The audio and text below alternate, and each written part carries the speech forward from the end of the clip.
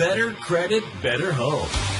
Your source for the latest local and national news that can impact you if you are in the market for real estate. Here are your hosts, the Kingwood mortgage guy, Mike Durr, who uses his 25 years as a mortgage professional to help people improve their credit, and Joe Salas, an accomplished home inspector, real estate agent, and trainer of new agents for Byrd Property International. Together, they will help you understand what you need to know to get the most out of your real estate investment. Let's get started. Let's get started. Well, thank you for you guys that are out there. We appreciate you showing up and interested in the information around real estate and interest rates and what's all's going on. I think I've got a good show for you today. My co-host, oh wait, what? I was just getting ready to say he's not going to be here. Look out, he shows up. What's up? I didn't break any speeding laws, I promise. Well, welcome, my friend. Welcome. So tell everybody what you've been doing. Oh man, so I deal with investors. I think I've talked about it on a show previous. This business is a lot about what you know as well as who you know. And it's always good to know the people that like to buy a lot of houses. So I have these searches set up for these investors, found a perfect opportunity for one of them, sent them the email. Next thing you know, we're in contract. So I had to go meet them out there today to collect the earnest money check so I could deliver to title for them. But yeah, man, we're closing in less than 3 weeks. Cash deal. Congratulations, man. Going under contract. That's a good thing. Yeah, I love it. Well, that works good. You know, it's interesting, and I had pretty much all planned out what I was going to talk about today, and I had two people contact me. Two of my past clients contacted me about buying a second home. And, this show is all about buying homes, but we really focus on first-time home buyers. Today, we're going to take a little bit of a little adjustment and put it to people that already have a home and they may want to get a second home. So we'll dip our toes into that little water, but there are a lot of opportunities. And I think the big news today was about home appreciation. And again, for first-time home buyers, that's really not that great news because that means they're going to be paying more for houses. But for the 67 to 63, I forget exactly what the number is, of the people that already own a home, that's good news. That means that the homes are continuing to increase and that the investment that we made when we made it, some longer, some shorter, but all of the appreciation we have gained, and that allows us some flexibility to do other things. So that's what we're going to talk about today. And then I will put this slide up there so we can see just that. But home appreciation continues even though housing sales fall. That's the headline. And what I'll do is we'll just get into this real quick here. I'm going to expand the size for my own self. All right. So these are the specifics. Home appreciating everywhere. Homes appreciating everywhere. So what's interesting, this is not a local deal. I mean, even though it is a valid deal for us right now, but it's across the entire United States. And we're going to talk about why that is. And in the next little subtitle there, inventory remains low. That's a big factor. And we'll see some charts that show that. The negative part of real estate right now is home sales are down and rates are up. And that's probably the reason home sales are down is because rates are up. I think earlier in the year I was preaching that rates were going to go down, and we just kept thinking and hoping, and none of that seemed to work. And so I'm not sure right now where rates are going to end up, but all I can tell you is we have changed our bias to floating to lock in pretty quick, just because of the thing. And I'll show you a copy of the bond market today. I'm going to talk real quickly about auto workers. Again, I know we talked about it last week. We're going to talk about it again. And we're going to also talk about some additional things about the government shutdown very shortly, very quickly. that I didn't mention last week. I didn't even think about it, to be honest with you. And then we're going to talk the rest of the time about considering buying a second home, the positives and the negatives. All right. Does that sound okay with you, Joe? Sounds delicious. Delicious. All right. So this is going to whet your appetite here. This is a chart that I've used before. It's actually a spreadsheet, and it talks about 73, 7, and 1. So 73 wins, 7 losses, 1 tie. And what this is this is the positive appreciation since 1941. Now, the only reason it's from 1941 is because they probably didn't track it before that. But this is the modern era. So you can see on here on the right side of your screen, in 42, there was a 3%. And then in 46, there was a 24% increase. In 47, a 21% increase.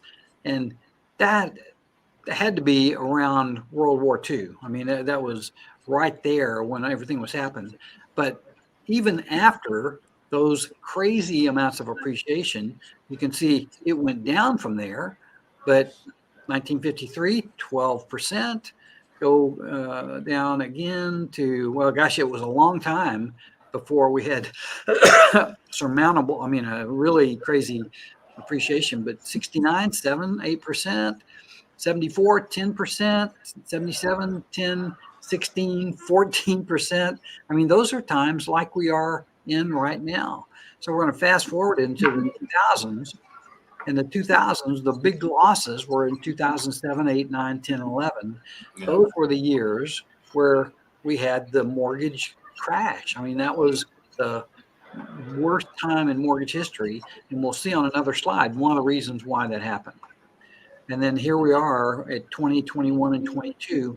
And 2022, 6%, 2021, 19%. Let me tell you, we've got expectations for 2023. Everybody thought 2023 was going to be a negative, and it's not. I mean, it's way up compared to particularly what people anticipated.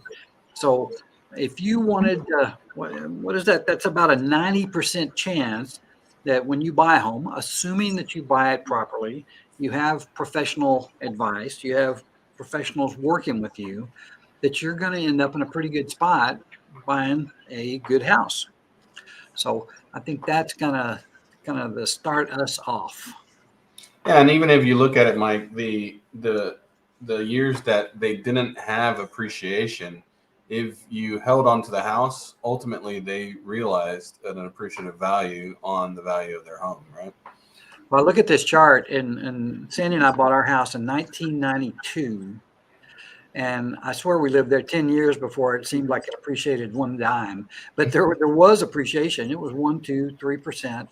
And I think the first time it was around 2000. I think I shared with you, we bought this house for about $135,000. And I remember celebrating when the first house sold over $200,000. And then it was like, yes, we made it. All right. So the second one, projections of forecasted home prices. So this is a slide that I put out maybe, 2 or 3 months ago. And it talks about 23 being 3.32, very conservative. And then I think the rest of these could be conservative, but who knows what's going to happen. I mean, obviously this is based on what the inventory is going to be like and what the interest rates are going to be like, but more when we're talking about estimated home price performance, we're really talking about inventory. Yeah. So home prices trending higher. This is a report that came out today. And what it is, it's Case-Shiller, FHFA, CoreLogic, Black Knight, Zillow. Each of these has a little bit different matrix that they score on. But through July, and in Zillow's case, August, they have Case-Shiller 5% for 2023 so far. FHFA, 7%. Now, one of the things I know about FHFA is they don't count cash deals. That could account for the fact that the home price that they track could be a little bit more because cash deals are usually a little less expensive. CoreLogic, 9%. Black Knight, 8%.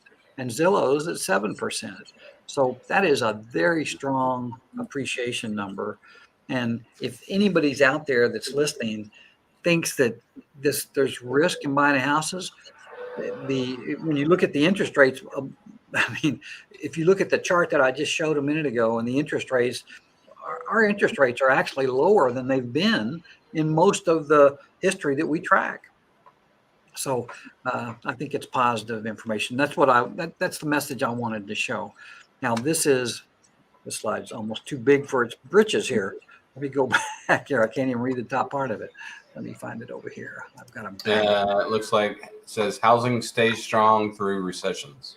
Yes.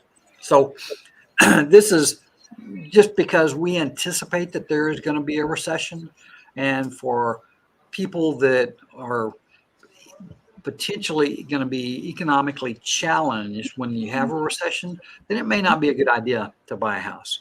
I mean, if it puts you in any kind of pressure to pay for a house when you are losing income and stuff like that, you want to avoid that. But for those of you that are in strong fields, and I think about the medical field, and I think about other, construction could be a challenge. I mean, there may be less construction during a recession, but there are some that are insulated against some of the recessionary challenges that happen. That you should not worry about what's going on in your housing market. Now, here's one. This chart on the left shows inventory from 2000 through, and I guess because my slide didn't, let me do it here. I can see it over here. There we go. Through 2023.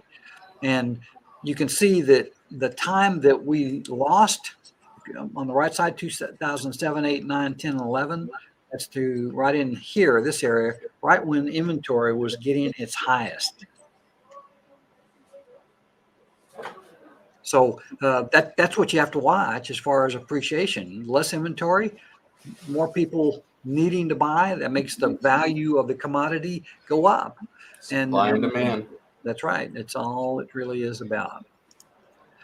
I thought this was an interesting slide. I picked this one up. I forget where I got it. Calculating risk down here. Calculating risk blog. This is actually a entity that you pay for, but what it shows is the existing sales in thousands, and then the blue is 2022, the red is 2023. So these are the differences, and obviously we are selling less houses in 2023 than we did in 22. As a matter of fact, since February the number has gone down, and you normally would expect a little bit of a higher boost right here in these summer months. That's when the majority of the market happens. But the market is diminishing, but the prices are still going up, even though we're selling less houses. So I thought this was kind of interesting to compare that.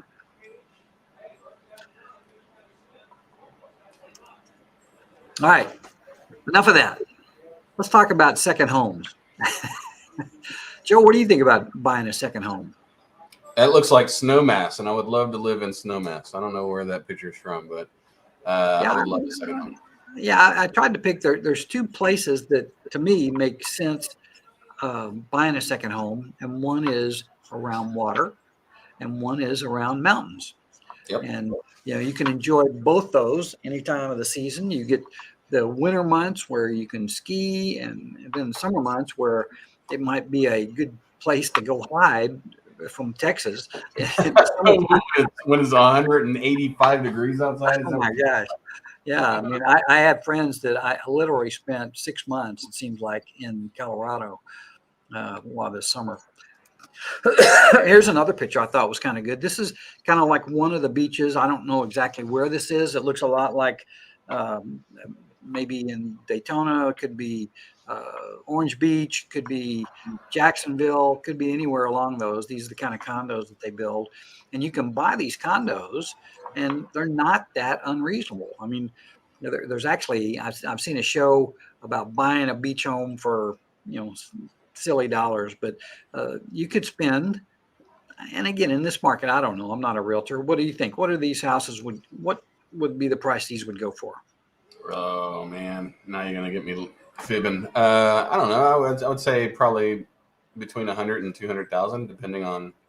I think it's higher than that. Yeah, I think when you're on the beach like this, like a condo like this, we stayed at one of these on a vacation 2 or 3 years ago, and we asked because it was it was a wonderful place, a lot of amenities, and I think that it was being priced somewhere between 300,000 and 500,000. There you go. But the rental, and I remember paying more than $1,000 a night for the rental, and during the summertime, you can rent these puppies, pretty consistently every night. Yeah. And the other part about a deal like this is the maintenance is taken care of by the condo association. So those are all good things. And it's for people that have I've got a slide back here that's going to talk about that. So buying a second home, answer these 5 questions. The first thing is money. Can you afford it? How will this impact your any other investing? You don't necessarily want to make this your only investment, but it's not a bad investment because homes appreciate. The next question you have is, how often would I use it? And particularly when you're talking about one that is hundreds of miles away, Colorado's got to be 12 to 16 hours away, depending on where you're going. At least. Florida is probably 8 to 10 hours away at the nearest point. So, how many times are you going to make that trip? And if you have kids, how long? I mean, the first time you go, coming back, you're not going to want to do it anymore. I can tell you that for sure. Ongoing maintenance requirement. This is a big one because inevitably, particularly if you vacation rental the property, you're going to have maintenance issues. And there are management companies that handle that, but maintaining property value depends on how much time and money you devote to keeping it up. And what will this cost? That's a big factor. How far is it from your primary residence? That's the one we just talked about. A lot of people overlook that. They think that they're just going to beam up to their vacation property. I want to do that. I want to beam up to where I can be in the cool. Yeah. That sounds so appealing right now. And then the rent. Do you plan to rent it out at all or use it solely for yourself? And I've had, people that say, I don't want to let people in my house. And then there are people like me that say, well, I can't afford the house unless I have people in it. So it's a combination of the two things. I couldn't agree. Professional real estate investors dedicate approximately 40% of their gross rental income to expenses. So who's going to manage rent and rent it while you're away? And the biggest thing that we find is making sure after somebody's in it that it's cleaned properly for the next tenant. And what you're basically doing is you're going into a business that is the hospitality business, really. And unless you're prepared for that, it might not be a good idea. But what you hope is that while you're going through and you get that business to even pay a portion of the cost of your real estate, A, you get to enjoy it yourself. B, you get people to help you pay for it. That's, I think, a pretty good way to buy real estate. Wouldn't you agree? I agree. I absolutely agree. So let's go buy some. I'm ready, man. Tell me where. All right. So first is, how much can you afford? And you're supposed to ask these questions. How much can I afford? So you ask that. How often will you use it? What are our ongoing maintenance requirements? How far is it from your primary? And do you plan to rent it or use it yourself? And one of the things that I find, particularly the beach properties, these are tricky because salt water and the sand is very destructive on everything, vehicles. I mean, and I don't spend a lot of time. As a matter of fact, I avoid going to the beach personally. The two problems I have with the beach are the fact that, I have more than that. I have the sun. I don't handle sun. I'm a red-headed, freckle-faced kid. I mean, what can I say? Even red, maybe not so red anymore. But I don't do well in the sun. The sand doesn't appeal to me. The water, there are entities out there that have teeth, and I don't want to be the bait. and you can't see them in Galveston. That's right. You can't see them. There's nowhere to run. So anyway, I'm even though I'm married to a woman that loves the beach and goes every chance she gets, I will do everything I can to stay out of there. We're in the same boat, my man. The mountain's a different story. The lake, we opted to kind of be a transition. There are plenty of good lakes in and around the area. The property is a little more expensive, but again, if you get help by vacation rental, Verbo, Airbnb, that kind of thing, that will help you make that work. And again, it's not for the faint of heart, though. That's for sure. But if you want that, you could call Joe Salas and get him to start a search for you on some vacation rental areas in and around this area. And obviously call me and I'll go through the financing part with you. I've got about a 10 different series of questions that a lot of people asked that I put together.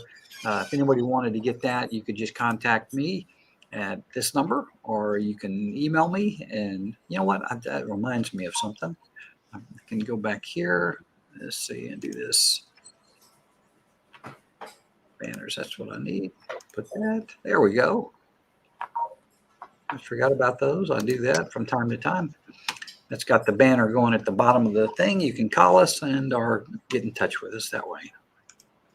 Oh, I skipped that one. So net gain by buying a home. So this is another chart, and it talks about the initial closing cost, the cash flow difference, the cost to sell, that kind of thing. And what I think we read a chart that for the longest time, people were staying in their houses 5 to 7 years. And you can see in 5 to 7 years, you start making profit, or you start being in the green, if you will, in about that third year. But it really picks up. And then 5 to 7 years is a good time. But people these days are staying in their houses longer. Have you noticed that, Joe? Oh, yeah. Yeah. The average used to be around 7 years. Now the average is 9-10 years. So in this particular case, based on the appreciation gain, so over 10 years, they've really only figured that the appreciation on this particular property was $65,000. But the amortization gain, and when I say the amortization gain, what that means is we're talking about the note that you started with, you've paid principal to it now, so reduce the cost of that. And between those two things, that adds up to over $90,000. Now, in this case, they've got a figure there of $65,050 and the amortization gains of $34,414. They accounted for the loss in the first 2 years. So after 10 years, $90,261. Now, keep in mind, most people that haven't bought a house never seen that kind of money all at one time. The people that buy houses and stay in them, fix them up, treat them nicely, give them tender love and care, they see that regularly if they stay in a house that long. And sometimes it's hundreds of thousands of dollars. And if they be aggressive at paying the house down, definitely will be hundreds of thousands of dollars. So while you're focusing your pay down and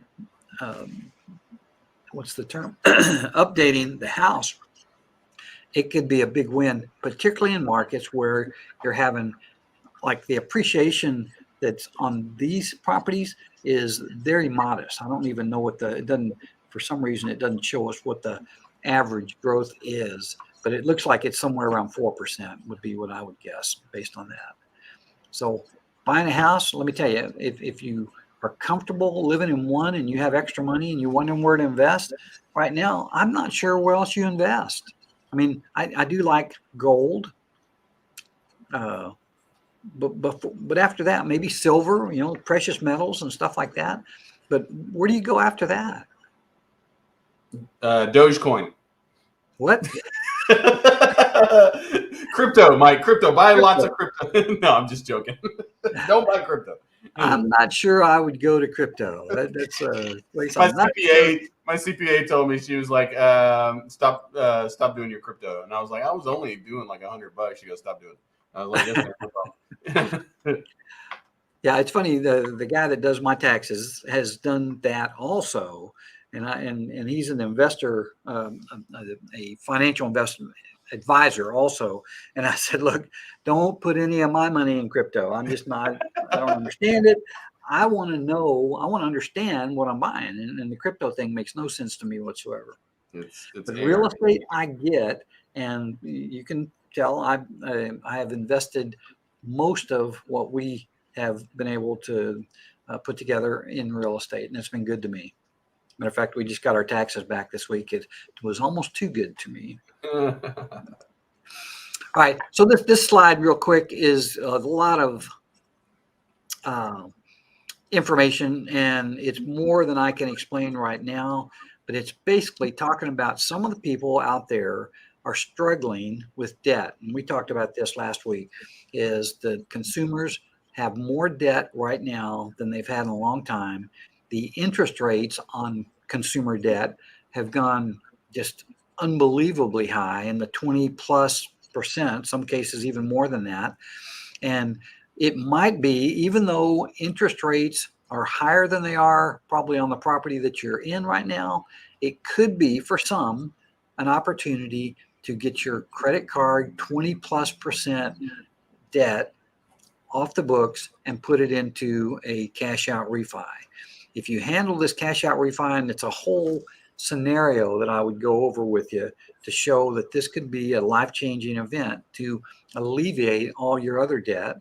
I used to say that there's no debt that's good. The mortgage debt is, it's not bad. It's debt. Debt is bad, but mortgage debt at least has the redeeming quality of being tax deductible. It's also at a lower cost. So if you were in a position where you were struggling to make your bills, or you felt like you really needed to change your cash flow, that money, that equity that we're showing in the early things is growing like crazy consistently.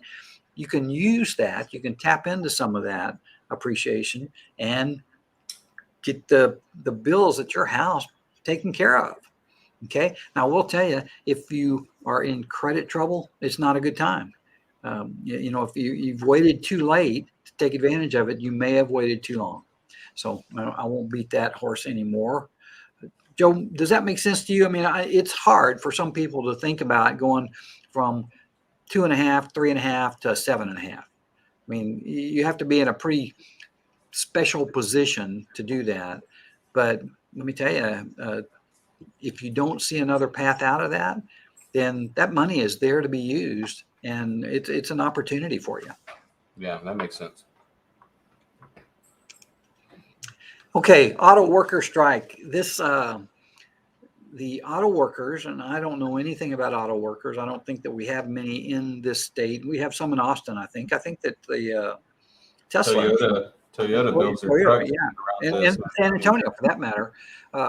The UAW strike, they're asking for a big pay raise, and they probably deserve it. I don't know much about that.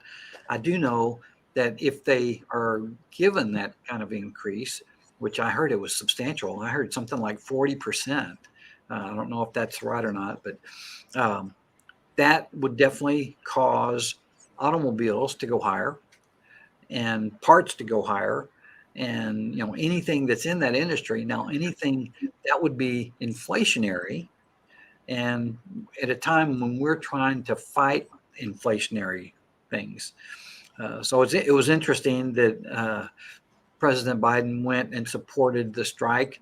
I guess he has to, because it's a UAW. That's a pretty big backer of the Democratic Party. But it's a tough one. I think that they have to get these guys more money, and I just hope it's reasonable and that they can work it out. What do you think? I think that I read an article the other day that said if you're in a market for a used car, you're going to be paying 5 to 10% more than what it was 2 weeks ago before they started the strike.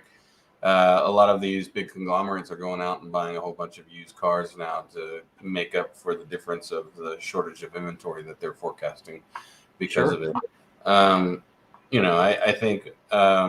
I think the idea behind what they're asking for is reasonable.